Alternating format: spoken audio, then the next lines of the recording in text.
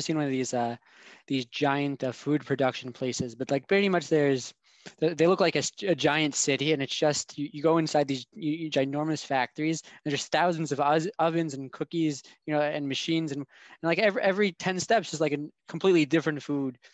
And it's just like these massive complex. And I asked him, what is his innovation, what he was doing, and similar to at least the issues that you were addressing, he told me that in a certain sense this was his innovations, where he would take something like fresh bread, right?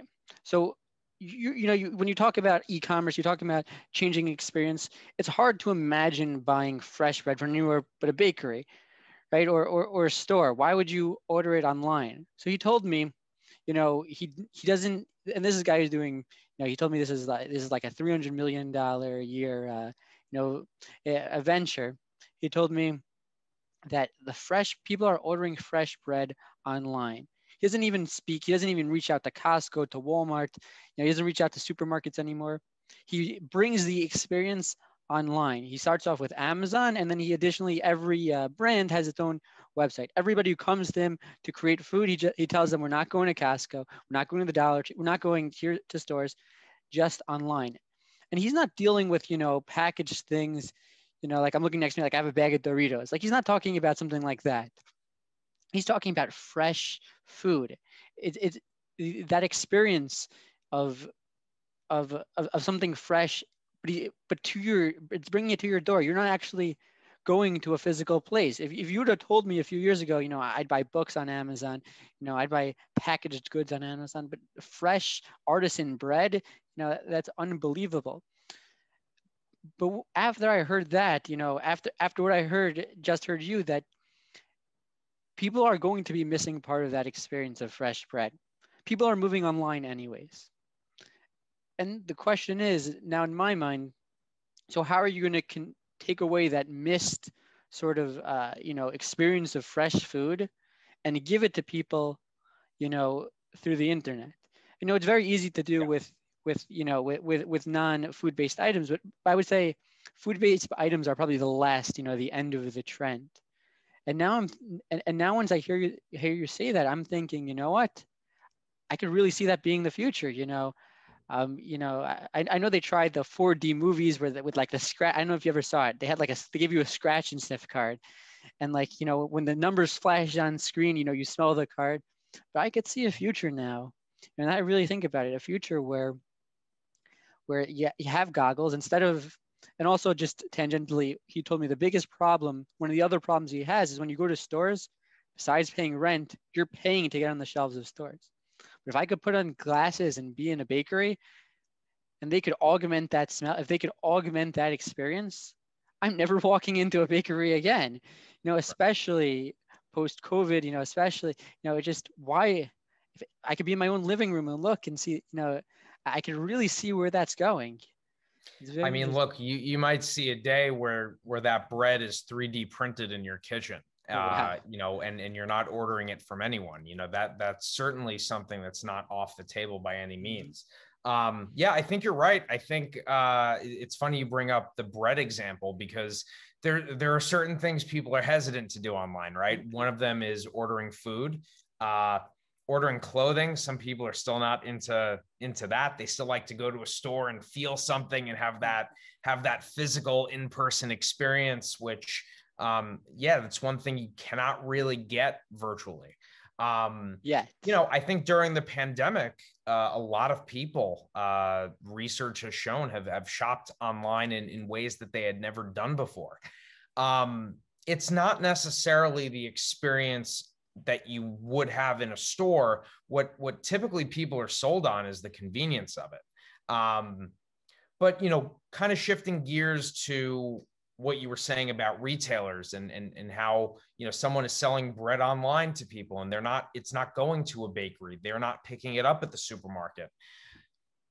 I see that as a good thing. I think brands win and I think consumers win. And nothing against retailers will always be around, I believe, in some capacity, but retailers are not good for brands. They cost a lot of money. You have to pay a lot of money to have your product in those stores. the retailers tend to eat all the margins, which wreaks havoc on the quality and value that the end consumer is getting. So in a world where you remove the retailer, you have a direct connection between the brand and the product and the consumer. What that allows is there's no middleman. You don't have to worry about how beautiful your display case looks at the end of the aisle because you're controlling the whole message. What it also means is you don't have this retailer taking all this margin. So brands can spend more money on marketing.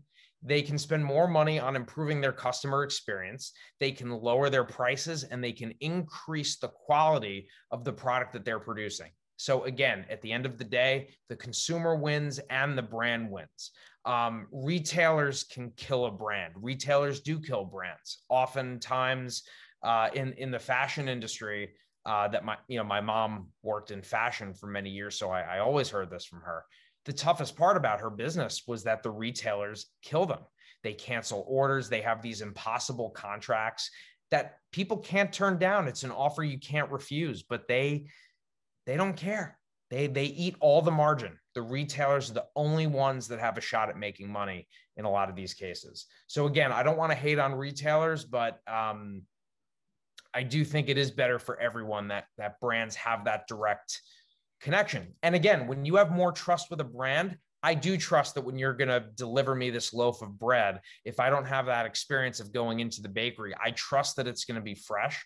You've probably shown me that it's fresh. I can have more trust that this is fresh, local, whatever it may be, because I have more of a direct communication going on at that point.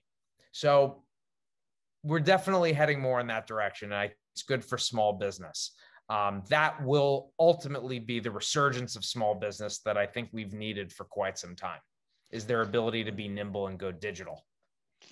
Yeah, speaking about that, especially during the COVID pandemic, have you seen any, obviously, straight to e-commerce was probably, pretty foreseeable for most people, but did you find any other trends that that might be interesting, either especially from an advertising standpoint, where, maybe certain public events, as you mentioned, sponsorships are very big. When I walk through the city, New York City, there are billboards everywhere, on taxi cabs, everywhere you look, there's an advertisement. Has the nature of how we think about advertising changed, during this during the shift to e-commerce, during the shift to to less large events?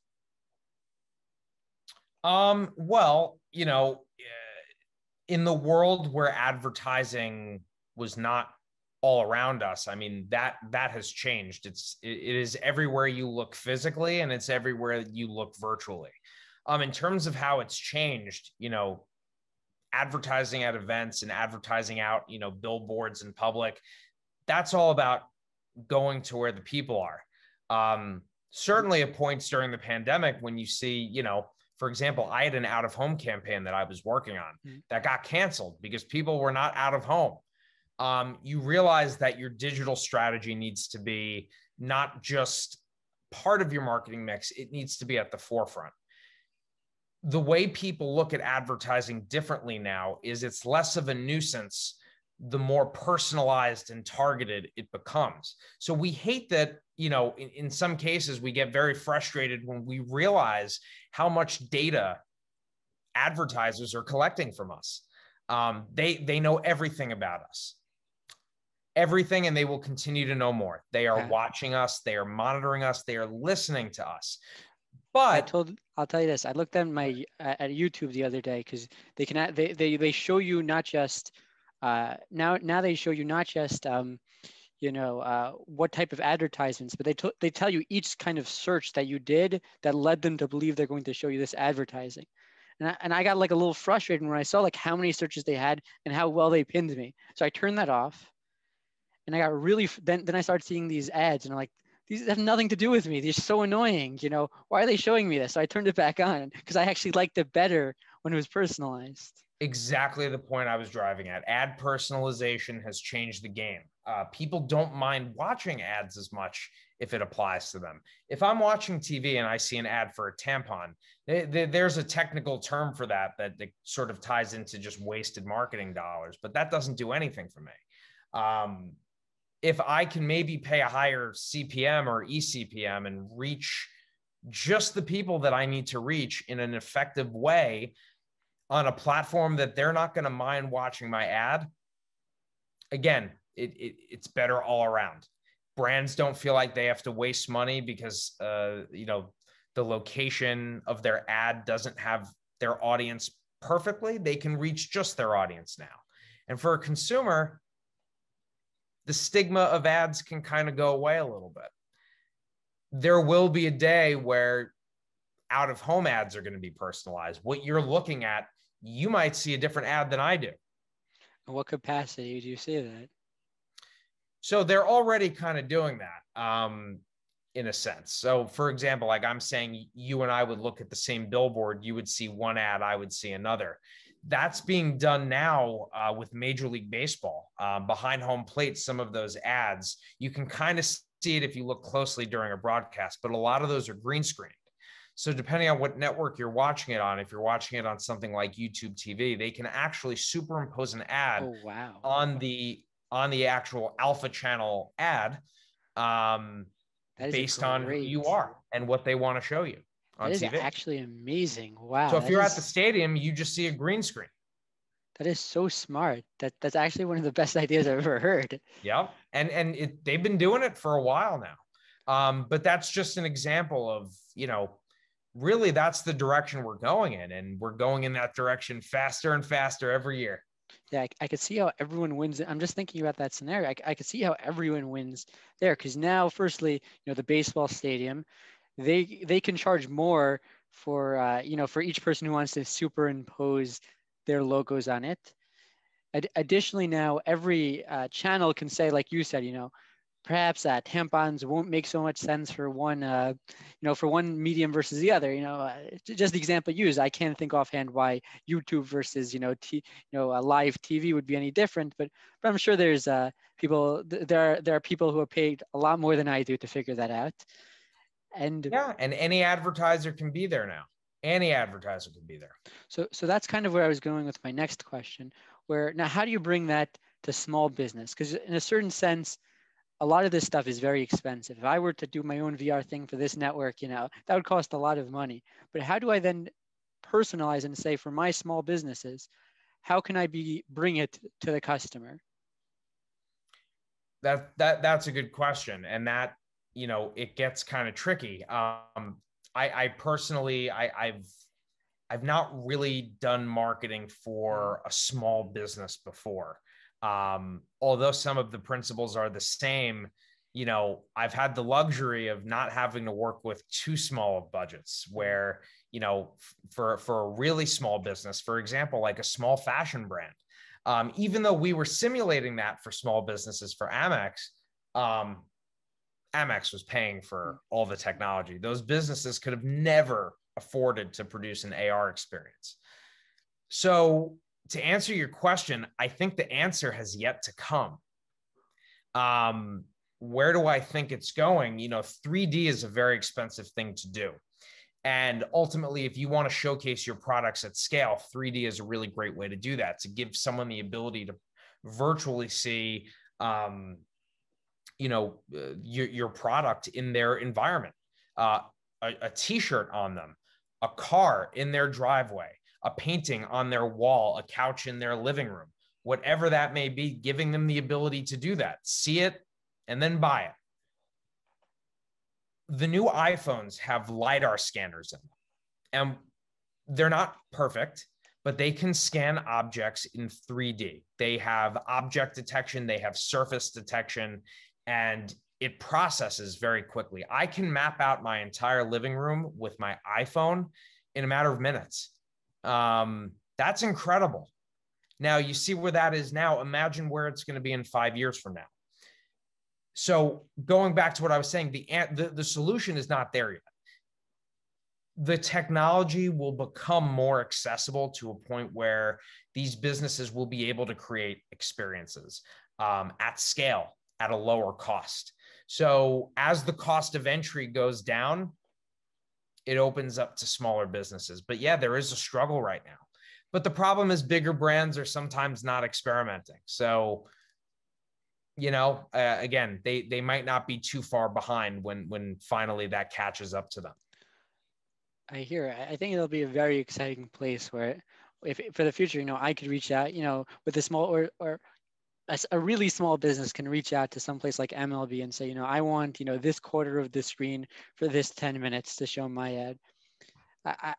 That's where based off what you're saying, that's where I could see it, or similarly what you were saying with the Amex AR experience, I can understand in a certain way where I could see a major company is going to build a platform uh, almost in an e-commerce fashion, and other people can go on and tag themselves in. I definitely can see, I could definitely can see where small business can, get a piece of that.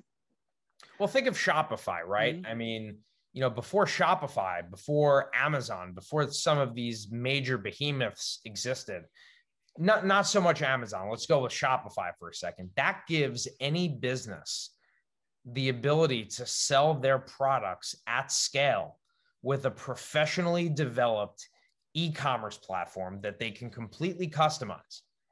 You used to have to build those out from scratch. Now, a local business has almost no excuse for not selling outside of their local area. You have no excuse. If I make surfboards in California, there's no reason why I shouldn't be selling my products online globally. You can list on Alibaba. You can go on Etsy. You can be taking international orders for your business in a very short amount of time. So the accessibility of that is there, and that has completely changed the reach of small businesses. It gives them a weapon that was previously held only by companies and brands that had money, that had the money to invest in building out their infrastructure. Accepting payments. Look at how easy it is for someone to accept credit card payments now. You could set up a lemonade stand for tomorrow morning and accept credit card payments. That's unheard of. That's unheard of, 10 years ago, 20 years ago. And it's only going to get faster, and it's only going to get more accessible.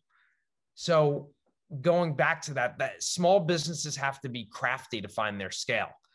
The tools that are going to allow them to build experiences will eventually reach a point where, again, you could model a 3D object very quickly. You could scan your retail location and have people experience it virtually.